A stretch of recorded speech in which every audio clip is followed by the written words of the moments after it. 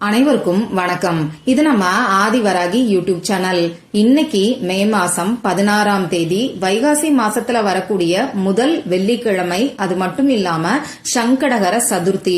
இப்படிப்பட்ட சிறப்பு வாய்ந்த நாள்ல ஒரே ஒரு வெற்றிலை மட்டும் இருந்தாலே போதும். 1000 பிரச்சனைகள் உங்களுக்கு இருந்தாலும் அது உடனடியா சரியாகும்னே சொல்லலாம். வாங்க, இது என்ன பரிகாரம், யாரெல்லாம் செய்யலாம், எந்த நேரத்துல செய்யணும்னு இப்ப நாம தெரிஞ்சுக்கலாம். இதுவரைக்கும் நம்ம சேனலை சப்ஸ்கிரைப் பண்ணாம பாத்துட்டு இருக்கீங்கன்னா மறக்காம சப்ஸ்கிரைப் பண்ணிக்கோங்க. பக்கத்துல இருக்கக்கூடிய பெல் ஐக்கானையும் பிரஸ் பண்ணிக்கிட்டீங்கன்னா அடுத்தடுத்து நான் போடக்கூடிய சிறப்பான பதிவுகளை நீங்க மிஸ் பண்ணாம தெரிஞ்சுக்க முடியும். இன்னைக்கு நமக்கு வெள்ளிக்கிழமை. இது சுக்கிர பகவானோட வழிபாட்டுக்கு உகந்த நாள். சுக்கிர பகவானோட அதிதேவதை தான் மகாலட்சுமி தாயார். அடுத்ததா இன்னைக்கு நமக்கு சங்கடகர சதுர்த்தி இருக்கு. தேய்பிரையில வரக்கூடிய சதுர்த்தி திதியை தான் நாம சங்கடகர சதுர்த்தின்னு சொல்லுவோம். இந்த சதுர்த்தி திதி விநாயகரோட வழிபாட்டுக்கு உகந்த நாள். இந்த சங்கடகர சதுர்த்தி திதி இருக்கக்கூடிய நாள்ல விநாயகருக்கான வழிபாடுகளை நாம செஞ்சோம்னா நம்ம வாழ்க்கையில இருக்கக்கூடிய சங்கடங்கள் எல்லாமே நம்மள விட்டு நீங்கும்னே சொல்லலாம். அந்த வகையில இந்த நாளை தவற விடாதீங்க. இன்னைக்கு எல்லாருக்கும் ஏதோ ஒரு பிரச்சனையும் ஏதோ ஒரு கஷ்டமும் இருக்கதான் செய்யுது. ஒரு சிலருக்கு தீர்க்கவே முடியாத கஷ்டங்களும் இருக்கதான் செய்யுது. இப்படி இருக்கிறவங்க இன்னைக்கு சாயங்காலம் மறக்காம உங்க வீட்டுக்கு பக்கத்துல இருக்கக்கூடிய விநாயகர் கோவிலுக்கு அருகம்புல்ல வாங்கி கொடுங்க. விநாயகர் கிட்ட மனசு உருகி உங்களுக்கு இருக்கக்கூடிய கஷ்டங்கள் எல்லாத்தையும் சொல்லி பிரார்த்தனை செஞ்சுக்கோங்க. நிச்சயமா உங்களுக்கு இருக்கக்கூடிய கஷ்டங்கள் தீர்றதுக்கான வழிய அந்த விநாயகர் காமிப்பாரு. அடுத்ததா இந்த நாள்ல 7/7ங்கிற சேர்க்கை நமக்கு இருக்கு. இந்த சேர்க்கை எப்படி வருதுன்னு பாத்தீங்கன்னா, இன்னைக்கு தேதி 16, இதோட கூட்டுத்தொகை 7. அதே மாதிரி இந்த வருஷம் 25வது வருஷம், இதோட கூட்டுத்தொகை 7. அந்த வகையில 7/7ங்கிற சேர்க்கையும் இன்னைக்கு நமக்கு இருக்கு. சரி, இப்படிப்பட்ட சிறப்பு வாய்ந்த நாள்ல நமக்கு இருக்கக்கூடிய கஷ்டமும் கவலையும் துன்பமும் தீர்றதுக்கு நாம செய்ய வேண்டிய வெற்றிலை பரிகாரத்தை தான் இப்ப நான் உங்களுக்கு சொல்ல போறேன். இந்த வீடியோல பூஜை இல்லாத, வழிபாடு இல்லாத பரிகாரத்தை தான் நாம தெரிஞ்சுக்க போறோம்.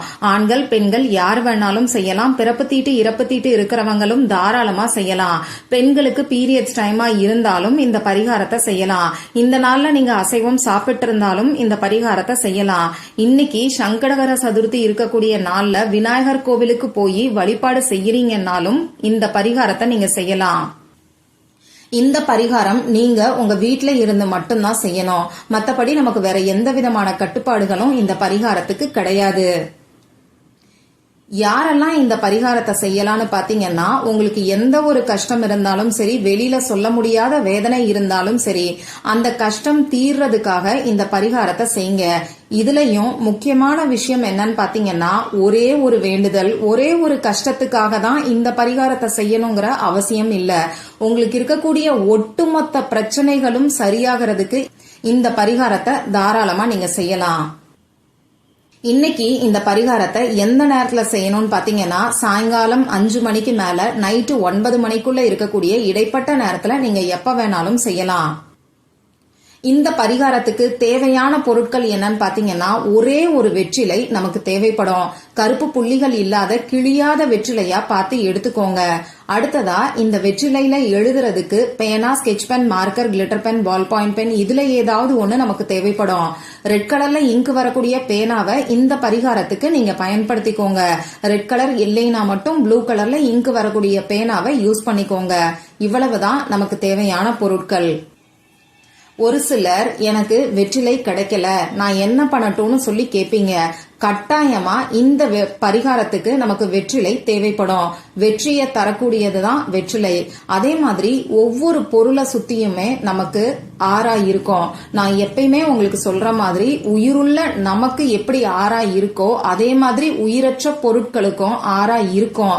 அந்த வகையில வெற்றியை அள்ளி தரக்கூடிய வெற்றிலைய இந்த பரிகாரத்துக்கு நாம பயன்படுத்தும் போது நிச்சயமா நமக்கு இருக்கக்கூடிய கஷ்டங்கள் தீர்றதுக்கான வழி நமக்கு கிடைக்கும். இப்ப வெற்றிலை உங்களுக்கு கிடைக்காதுன்னா நம்ம சேனல்ல அடுத்தடுத்து சொல்லக்கூடிய பரிகாரங்களை நீங்க செய்யுங்க. இந்த பரிகாரத்தை செய்ய வேண்டாம். சரி, இப்ப நான் சொன்ன குறிப்பிட்ட நேரத்துல அமைதியான இடத்துல உங்க வீட்ல நீங்க உட்கார்ந்துக்கோங்க. உங்க மூச்சை நல்லா ஆழமா உள்ள இழுத்து வெளியில விடுங்க. இந்த மாதிரி 3 முறை செய்யும் போது உங்க மனசுல இருக்கக்கூடிய தேவையில்லாத பயம், பதட்டம், கவலை இது எல்லாமே குறையும். உங்க மனசு கொஞ்சம் ரிலாக்ஸ்டா இருக்கும். இந்த மாதிரி ரிலாக்ஸ்டா இருக்கக்கூடிய சமயத்துல நம்ம பரிகாரங்களை செய்யும் போது நிச்சயமா கை மேல பலன் கிடைக்கும். நான் இத ஒவ்வொரு வீடியோலையும் உங்களுக்கு சொல்லிக்கிட்டு இருக்கேன். சும்மா வாய் வார்த்தையாலாம் நான் சொல்லல. நம்ம ரிலாக்ஸா இருக்கக்கூடிய சமயத்துல நம்ம உடம்புல ஒரு ஹார்மோன் சுரப்பு ஏற்படும். இந்த ஹார்மோன் நம்ம செய்யக்கூடிய பரிகாரத்துக்கு, அதாவது இந்த ஹார்மோன் சுரக்கும் போது நம்ம செய்யக்கூடிய செயல்கள் நமக்கு வெற்றியை கொடுக்கும். அந்த வகையில பரிகாரம் பலன் கொடுக்கலன்னு சொல்றவங்க இத ஒரு தடவை ட்ரை பண்ணி பாருங்க. நல்லா மூச்சு ஆழமா உள்ள இழுத்து வெளியில விட்டுட்டு இந்த மாதிரி 3 முறை செஞ்சுட்டு எந்த ஒரு செயலை வேணாலும் நீங்க செய்யுங்க. நிச்சயமா அற்புதமான மாற்றங்கள் ஏற்படும். இத அறிவியல் பூர்வமாவே நிரூபிச்சிருக்கிறாங்க. கூகுள்ல நீங்க சர்ச் பண்ணீங்கன்னாலும் உங்களுக்கு கிடைக்கும்.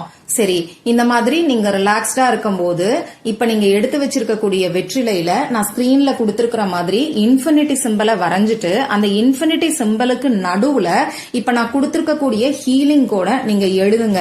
இந்த ஹீலிங் கோட் பாத்தீங்கன்னா நமக்கு இருக்கக்கூடிய அத்தனை பிரச்சனைகளுக்கான தீர்வையும் உடனடியா கொடுக்கும்னே சொல்லலாம். அந்த ஹீலிங் கோட் இப்ப நானும் உங்களுக்கு சொல்லி காமிக்கிறேன். 9788199719. இப்ப நான் சொன்ன மாதிரி ஒவ்வொரு நம்பரையும் தனித்தனியா சொல்லிக்கிட்டே தான் நீங்க எழுதணும். அதே மாதிரி அங்க பாத்தீங்கன்னா 3 8 இருக்கு. இதையும் கவனமா நோட் பண்ணி ஒரு நம்பர் கூட மிஸ் பண்ணாம கரெக்டா நீங்க எழுதிக்கோங்க. இப்படி இன்ஃபினிட்டி சிம்பலை வரைஞ்சு அதுக்கு நடுவுல இப்ப நான் கொடுத்திருக்கக்கூடிய ஹீலிங் கோட எழுதினதுக்கு அப்புறமா இந்த வெற்றிலைய நீங்க சுருட்டிக்கோங்க.